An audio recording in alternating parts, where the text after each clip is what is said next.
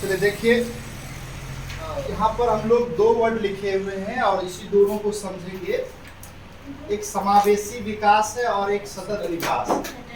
समावेशी विकास को inclusive growth कहते हैं और सस्टेनेबल डेवलपमेंट का हिंदी सतत विकास होता है। समावेशी विकास का क्या मतलब होता है, इसको जानना है।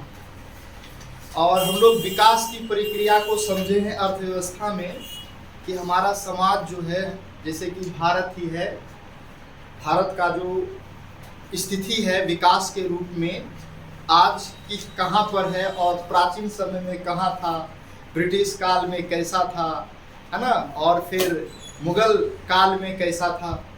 तो हमारे भारत देश का जो अर्थव्यवस्था है ये धीरे धीरे ग्रो किया है, वृद्धि किया है और आज पूरे विश्व में आपका 5वां सबसे बड़ी अर्थव्यवस्था बन के उभरा है। पूरे विश्व में कई देश है और इस देशों में भारत की जो अर्थव्यवस्था है वह 5वीं रैंक में आपका आता है। तो समावेशी विकास अर्थशास्त्रियों के माध्यम से एक विकास प्रोग्राम चलाया जाता है। जो अर्थशास्त्री होता है उनके माध्यम से, जो सरकार होता है किसी भी कंट्री का, कोई भी देश का, उनका मुख्य उद्देश्य होता है कि देश में जो लोग हैं, देश में जो भी वर्ग है या समाज है, उनमें किस तरीके से कौन सा योजना बनाकर सामने लाया जाए जिससे कि समाज का प्रत्येक लोग उससे प्रभावित हो। ऐसा कौन सा योजना लाया जाए, तो उसमें एक आपका समावेशी विकास है जिसको हम लोग इंक्लूसिव ग्रोथ कहते हैं। इसका क्या उद्देश्य है? जैसे हम लोग जानते हैं कि एक अगर समाज है, उस समाज में कई वर्गों के लोग रहते हैं, अलग अलग वर्ग होता है। तो अगर कोई योजना लाया जाता है, कोई सिस्टम लाया जाता है, उसमें हम लोग प्रायः देखा करते हैं कि उस योजना से बहुत से लोग लाभान्वित नहीं हो पाता। जैसे हम लोग देखते हैं कि भारत सरकार है ना, आपको सरकारी स्कूल में कहा कि जो विद्यार्थी पढ़ेगा उसको हम लोग साइकिल देंगे, जो 9th क्लास में जाएगा, 9th क्लास पास करेगा, उसको हम लोग क्या देंगे, साइकिल देंगे। लेकिन यह एक योजना लाया गया है, यह योजना समाज के विकास के लिए ही लाया गया है, लेकिन फिर भी समाज का कुछ लोग जो है इस योजना का लाभ नहीं उठा पाता। इसका प्रमुख कारण क्या होता है? तो इसका प्रमुख कारण है कि वो आगे पढ़ाई नहीं कर पाता। तो जो सरकार है, सरकार का प्रमुख उद्देश्य यही होता है कि हम ऐसा प्रक्रिया अपनाएं, ऐसा पद्धति अपनाएं जिससे कि समाज का प्रत्येक वर्ग जो राष्ट्र में उपस्थित संसाधन है उस संसाधन का इस्तेमाल कर सके, समाज का प्रत्येक वर्ग उससे लाभान्वित हो सके और समाज का प्रत्येक वर्ग को, है ना, उन संसाधनों का पहुंच हो सके। उसी चीज के बारे में यहाँ पर बताया गया कि समावेशी विकास क्या है। तो यह एक प्रक्रिया जिसमें समाज के सभी वर्गों का विकास, विकास कहने का मतलब जीवन स्तर में वृद्धि, जीवन स्तर यानी कि स्टैंडर्ड ऑफ लाइफ जो होता है उसके में वृद्धि करना हो और एक भी वर्ग इससे अछूता ना रहा हो। तो ऐसे ही विकास प्रक्रिया को हम लोग क्या कहते हैं, समावेशी विकास कहते हैं, है ना। चाहे कोई भी विकास प्रक्रिया अपनाया जाए और उस विकास प्रक्रिया से समाज का प्रत्येक लोग लाभान्वित हो जाता है, समाज का प्रत्येक वर्ग लाभान्वित हो जाता है। एक भी वर्ग अगर उससे छूटा नहीं रहता है, अछूता नहीं रहता है, तो ऐसे ही विकास प्रोग्राम को, विकास प्रक्रिया को लोग क्या कहेंगे, समावेशी विकास। समझ आया? समावेशी विकास का मतलब है। आगे देखिए 3 में बताया गया है कि इसमें राष्ट्र के संसाधन को समाज के सभी लोगों तक पहुंचाया जाता है। इस विकास की प्रक्रिया में तभी ना समाज का प्रत्येक लोग, है ना, विकसित कर पाएगा। अगर समाज का प्रत्येक लोग उसमें नहीं जुड़ पाएगा, जो भी विकास प्रक्रिया है, तो फिर क्या होगा, जो भी संसाधन होगा सभी लोग उसका इस्तेमाल नहीं कर पाएंगे। अभी वर्तमान समय में है ना, कोई भी सरकारी योजना आता तो इस तरीके से बनाया जाता है जैसे कि समाज का प्रत्येक लोग उससे लाभान्वित हो पाए। इसमें अमीर तथा गरीबी के बीच की गहराई बहुत ही कम हो जाती है और यह प्रमुख रूप से समाजवादी अर्थव्यवस्था जहाँ होता है उसमें प्रमुख रूप से अपनाया जाता है ना। जैसे कि आपका पूंजीवादी अर्थव्यवस्था में अगर हम लोग चले जाते हैं उसमें क्या होगा, पूंजीवादी अर्थव्यवस्था में अमीर अमीर होता चले जाएगा और गरीब गरीब होता चले जाएगा, है ना। एक तरीके से शोषण हो जाता है गरीबों का। तो इसलिए समाजवादी अर्थव्यवस्था में है ना, जो सरकार होता है उसका प्रमुख उद्देश्य यही होता है कि हम कोई भी योजना बनाए, कोई भी विकास प्रोग्राम या कोई भी तरकीब अपनाएं जिससे कि समाज का प्रत्येक लोग क्या हो पाए, लाभान्वित हो पाए, चाहे कोई भी योजना प्रेजेंट में लाए। आगे देखिए बताया गया है सतत विकास, जिसको हम लोग सस्टेनेबल डेवलपमेंट कहते हैं। सतत विकास या सस्टेनेबल डेवलपमेंट क्या होता है? गौर से देखिए, दोनों विकास ही है। विकास का मतलब ही यही होता है ग्रोथ करना। ग्रोथ करने का मतलब क्या होता है ना, अर्थशास्त्र ग्रोथ करने का मतलब होता है कि हर एक नागरिक का है ना आय में वृद्धि होना चाहिए। आय में वृद्धि होने का मतलब है केवल आय में वृद्धि ना होना, है ना। ग्रो करना एक अर्थव्यवस्था में अगर हम लोग बोल रहे हैं समाज में कि एक मनुष्य वृद्धि कर रहा है तो वृद्धि का केवल यह मतलब नहीं होना चाहिए कि केवल आय ग्रो कर रहा है। अगर कोई व्यक्ति आय ग्रो कर लेता है लेकिन वो है ना शिक्षा में पीछे रह जाता है तो उसको हम लोग यह नहीं कहेंगे कि वह एक तरीके से अच्छा विकास कर पाया, वो एक तरीके से अस्वस्थ व्यक्ति है ना। तो समाज में अगर कोई व्यक्ति है ना अपना इनकम में, शिक्षा में, स्वास्थ्य में, हर एक चीज़ों में क्या करता है, विकास करता है, तो हम लोग कहेंगे कि वह विकास कर रहा है, वृद्धि कर रहा है। ना कि केवल हम लोग धन का जमा करते गए उसको हम लोग विकास नहीं कर सकते, है ना। तो यहाँ पर सतत विकास में प्रमुख उद्देश्य क्या लाया गया है कि जैसे हम लोग के पास अभी जो संसाधन है उन संसाधनों का हम लोग इस्तेमाल करते हैं। कुछ संसाधन अनवीकरण संसाधन जैसे कि कोयला, पेट्रोलियम, उसमें डीजल, पेट्रोल, प्राकृतिक गैस, सभी गैसें आता है और अन्य भी अनवीकरण संसाधन जो है उसका हम लोग इस्तेमाल कर रहे हैं। इस तरीके से इस्तेमाल कर रहे हैं कि वह धीरे धीरे क्या हो जाएगा, खत्म होगा। अनवीकरण संसाधन का भंडार क्या होता है, सीमित होता है ना। जैसे कोयला है ना, कोयला अगर भारत में है तो कोयला आपका प्रमुख रूप से एक जगह पे जहाँ है जितना है उतना ही ना है और ये तो तुरंत बनेगा नहीं, इसको बनने में कई हजारों साल लग जाता है। तो अगर हम लोग कोयला का खूब इस्तेमाल करते जाए, है ना, जैसे कि मान लीजिए कि हम लोग जो अभी हम लोग गैस सिलेंडर इस्तेमाल में करते हैं वो सब बंद कर दें। इलेक्ट्रिसिटी से भी अब भोजन बनना आरंभ हो गया, वो सब बंद कर दें। तो भोजन बनाने के लिए हम लोगों को ज़्यादातर कोयला पे निर्भर रहना पड़ेगा या नहीं तो लकड़ी पर निर्भर रहना पड़ेगा। अब लकड़ी और कोयला पर अगर हम लोग निर्भर रहेंगे तो क्या बहुत जल्दी ये समाप्त होगा ना, कोयला भी समाप्त हो जाएगा। लकड़ी का इस्तेमाल करेंगे तो वन भी समाप्त हो जाएगा। वन और कोयला समाप्त हो जाएगा तो अभी समाप्त हो जाएगा तो आने वाला पीढ़ी जो है वो क्या करेगा, है ना, भीख मांगेगा ना।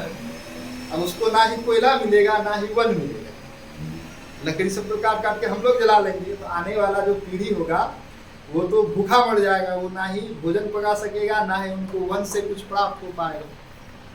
तो ऐसा पद्धति अपनाने का कोशिश किया जाना जिससे कि हम लोगों के पास जो अनवीकरण संसाधन है उसका इस्तेमाल हम लोग अभी करें, हम लोगों की आवश्यकता भी पूरी हो और आने वाला अगला पीढ़ी यानी कि भावी पीढ़ी को भी इन सभी संसाधनों का है ना पहुंच हो सके। उसके लिए हम लोग क्या करते हैं तो नया नया पद्धति अपना रहे हैं, है ना। सरकारी माध्यम से एक नया नया योजना लाया जा रहा है, नया नया सिस्टम लॉन्च किया जा रहा है ताकि लोग नया नया चीज़ों का इस्तेमाल करें।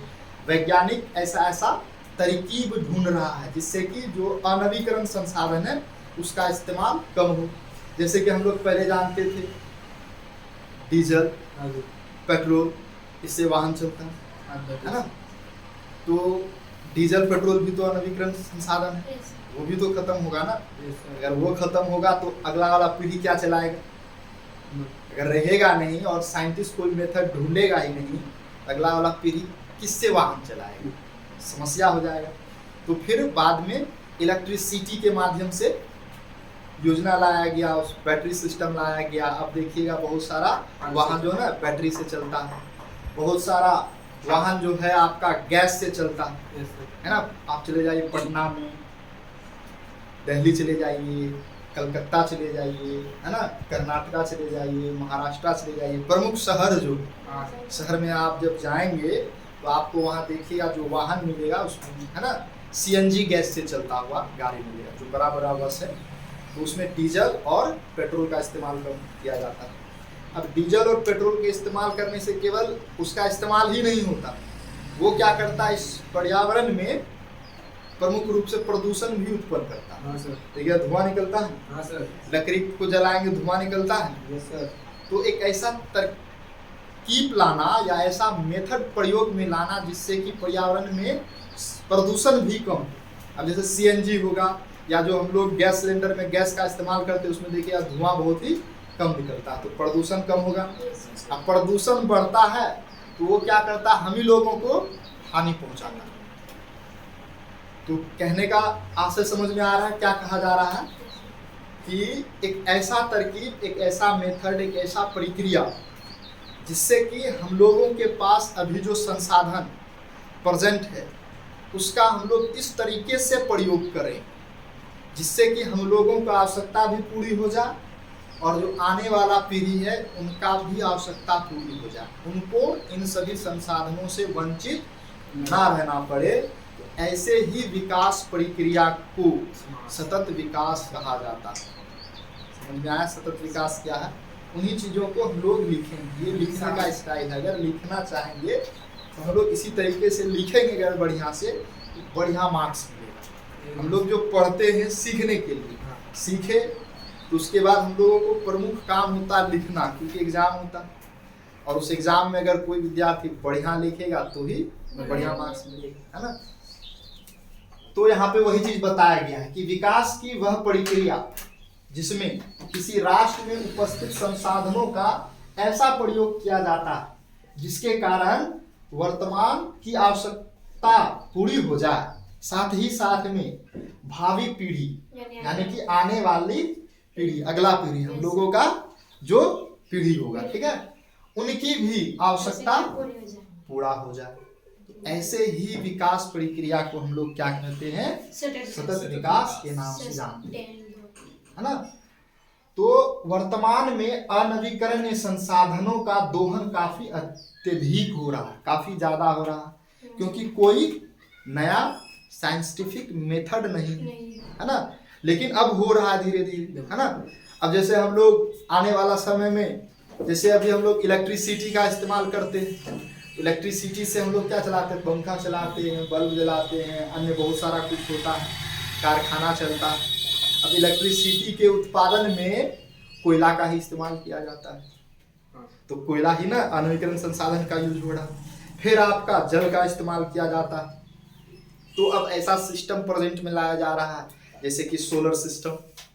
अब सोलर सिस्टम अगर उसका प्रयोग करेंगे तो उसमें क्या होगा, किसी भी अनवीकरण संसाधन का इस्तेमाल नहीं होगा, है ना। डायरेक्टली हम लोगों को जो भी पंखा चलाना हो, बल्ब जलाना हो या अन्य कोई भी उद्योग भी चलाना हो तो वो सोलर सिस्टम से, सूर्य के प्रकाश से हम लोग इस्तेमाल कर सकते हैं। आपका राजस्थान हो गया, गुजरात हो गया, महाराष्ट्र हो गया, कर्नाटका हो गया, इन सभी शहरों में इस्तेमाल किया जा रहा है का प्रमुख रूप से सोलर सिस्टम का, है ना। वहाँ पर ज़्यादातर इस्तेमाल किया जा रहा है। उसी तरीके से पवन चक्की का भी इस्तेमाल किया जा रहा है। पवन चक्की का कहने का मतलब है जो बिजली उत्पादन होता है, हम लोग जाने कोयला से उत्पादन करते हैं या फिर आपका, है ना, पानी से, लेकिन पवन चक्की से भी, है ना, बिजली उत्पन्न किया जा सकता है। पवन चक्की कहने का मतलब क्या होता है, पवन चक्की इस प्रकार का होता है, स्टील पंखा ही होता है ना। और ये घूमता रहता कहाँ पे, इस वातावरण में बड़ा लंबा सा लगा दिया जाता है ना। और इसमें जैसे हम लोग क्या देते हैं, बिजली देते हैं तो पंखा घूमता है, तो हवा भी क्या करता है, इस पंखी को घुमाता है ना। तो डायनेमो लगा दिया जाता है, ये यांत्रिक कार्य करता है, और ये डायनेमो क्या करता है, इसको बदल देता है, यांत्रिक कार्य को इसमें विद्युत ऊर्जा में बदल देता है। जैसे कि मशीन होता है ना, जैसे हम लोग बिजली दिए तो पंखा में एक मशीन लगा रहता है ना, कन्वर्ट करने वाला, बदलने वाला, है ना। जैसे कि हम लोगों के शरीर में भी है ना बहुत सारा सिस्टम लगा हुआ है। हम लोग क्या करते हैं, है ना, ऑक्सीजन लेते हैं, तो ऑक्सीजन को आप पानी में मिला के देखिएगा, कभी नहीं मिलेगा। पानी ले लीजिएगा, पानी में मिलाने की कोशिश कीजिएगा, थक जाइएगा, पानी में ऑक्सीजन नहीं मिलेगा, नहीं कोई भी गैस नहीं मिलेगा, है ना। तो लेकिन हम लोग जानते हैं फेफड़ा को, फेफड़ा क्या करता है ना, ऑक्सीजन को ले करके रक्त में मिला देता है। अब खून में गैस होता है, कार्बन डाइऑक्साइड गैस, उसको क्या कर लेता है, निकाल लेता है। तो ये तरकीब किसके पास है, फेफड़ा पर, दिमाग लगा लेता। मछली के पास एक एक्स्ट्रा प्रकार का मशीन है ना, गिल्स। हम लोग पानी में 2-4 घंटा के लिए डूब जाएंगे, 2-4 घंटा बहुत ज़्यादा होता है ना, 1-8 घंटा या 10-15 मिनट डूब जाएंगे, तो देखिएगा कि दुनिया से ही विदा हो जाते है ना। लेकिन मछली देखते जीवन भर पानी में ही रहता है, और वो सजीव है, तो यानी कि उसको भी ऑक्सीजन चाहिए। वो ऑक्सीजन कहाँ से लेता है, तो पानी में जो घुला ऑक्सीजन होता है उसी को प्राप्त कर लेता है। तो ठीक उसी तरीके से ये वाला जो है ना बदलने का सिस्टम होता है, यांत्रिक ऊर्जा को क्या कर लिया जाता है, इलेक्ट्रिसिटी एनर्जी में तब्दील कर दिया जाता है। तो ये सभी प्रोसेस को अपनाया जा रहा, ताकि जो अनवीकरण संसाधन है उसका इस्तेमाल कम से कम हो, और यह संसाधन बचा रहे, और आने वाला पीढ़ी भी उसका इस्तेमाल कर सके। नहीं तो आने वाला पीढ़ी कोयला ना भूल जाए, कोयला होता भी है ना, तो फिर भारी दिक्कत हो जाएगा।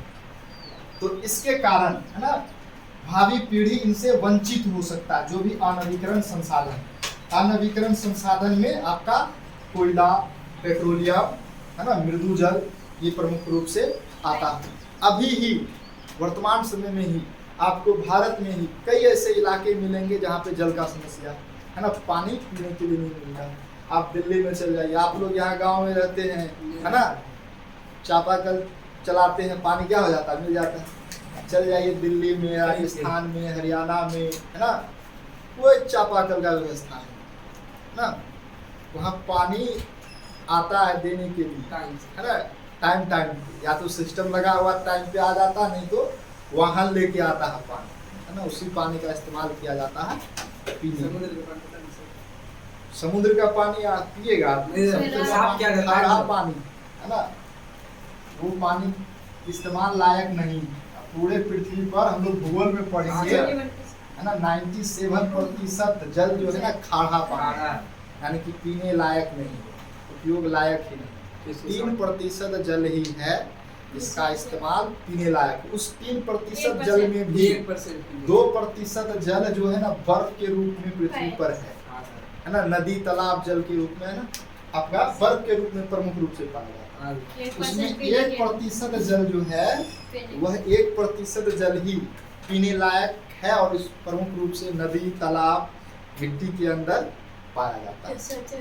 तो इसीलिए ऐसा तरकीब लगाया जा रहा है जिससे कि आने वाला पीढ़ी को इन सभी चीजों का कमी महसूस ना हो। अनवीकरण संसाधन क्या चीज है बता दिया गया है। आगे बताया गया सतत विकास में नवीकरण संसाधनों पर ध्यान दिया जाता है। जो नवीकरण है ना, इसका बार बार इस्तेमाल किया जा सकता है, यानी कि ऐसा सिस्टम लाया जा रहा है या टिकाऊ व्यवस्था प्रेजेंट किया जा रहा है जिसका एक बार इस्तेमाल किए हैं फिर से दोबारा इस्तेमाल किया जाए। जैसे हम लोग प्लास्टिक है, प्लास्टिक का एक बार इस्तेमाल कर लेते फेंक देते, उसका दोबारा इस्तेमाल नहीं होता है ना। तो इसलिए है ना हम लोगों को कपड़ा का थैला इस्तेमाल करना चाहिए ताकि हम लोग उसका दोबारा इस्तेमाल कर सकें। कपड़ा का जो थैला होगा है ना घर में रखना चाहिए, प्लास्टिक वाला सामान को छोड़ देना चाहिए, है ना, फायदेमंद होगा। आगे इसमें वैसे क्रियाकलाप अपनाया जाता है जिससे प्रदूषण ना के बराबर। हम लोग जो भी आज क्रियाकलाप करते हैं उनसे प्रदूषण फैलता है ना। हम लोग देख रहे हैं गर्मी लगता है, पंखा चला दिए, आनंद तो आ जाता है, लेकिन इससे क्लोरोफ्लोरोकार्बन निकलता है, और यह क्लोरोफ्लोरोकार्बन ओजोन परत के छिद्र होने में सहायता करता है। कोई भी मशीन हम लोग जो इस्तेमाल करते, चाहे फ्रिज हो, है ना, कंप्यूटर हो, या वॉशिंग मशीन हो, पंखा हो, यानी कोई भी मशीन हो, उसमें प्रमुख रूप से क्लोरोफ्लोरोकार्बन निकलता है, और ये ओजोन परत को छिद्र करता है। और ओजोन परत अगर छिद्र हो जाएगा तो इस पृथ्वी के जितना भी, है ना, मनुष्य है, उसके त्वचा में, है ना, त्वचा कैंसर का बीमारी ज़्यादा फैलने का खतरा होता है। तो ये सभी समस्याएं ना, इन समस्याओं से बचने के लिए ही, है ना, क्या किया जाता है, वैसा सिस्टम अपनाया जाता है जिससे कि प्रदूषण ना के बराबर। समझ में आया इतना? चलिए आगे देखिए।